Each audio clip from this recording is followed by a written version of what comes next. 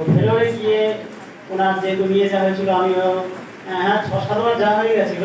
ওখানে যতবার গিয়েছি আমার স্কিন চেক আপ করিয়েছি, ওষুধ খেয়েছি, কিন্তু কোনো রকম সুফল পাইনি।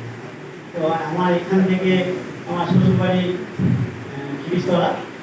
তো খিরিশতলাতে আমার স্যার আছেন, শশাঙ্ক স্যার, পলাশ স্যার, ওনাদের রেকমেন্ড করাতে আমি ওষুধ খেয়েছি, আমাদের রিমাইন্ড স্টাইলের প্রোডাক্ট খেয়েছি।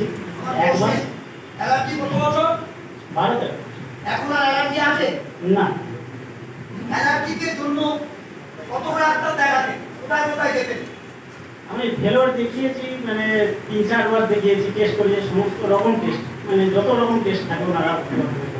এখন আর ভেলোরে যেতে হচ্ছে না না বারবার ডাক্তার করতে হচ্ছে, ডাক্তারের কাছে যেতে হচ্ছে না আর অ্যালার্জি আছে না না নেই।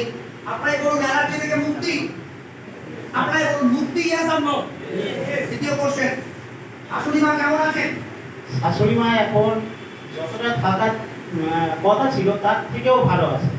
কারণ আমার শাশুড়ি মায়ের ব্রেন টিউমার সার্জারি হয়েছে।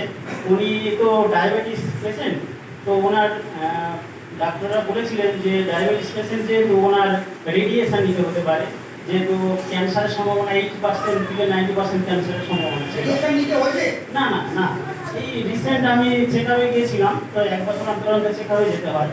তো তার আগে বলি, এখান থেকে এত ভালো জিনিস আমরা ছাড়বো কেন? এখান থেকে ওনাকে 4 মাস ওনার এখানে সুগারের জন্য, ডায়াবেটিসের জন্য ডায়াবেলাইট খাওয়ানো হয়, ব্রেনের জন্য ফাইটেস, বিভিন্ন রকম সাপ্লিমেন্ট দেওয়া হয়। এখন কেমন আছেন?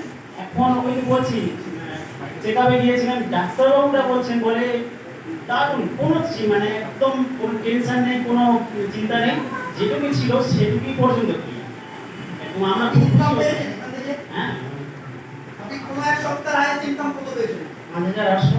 5800। আপনি প্রফেশনে কি করেন? আমি ড্রয়িং টিচার। এবার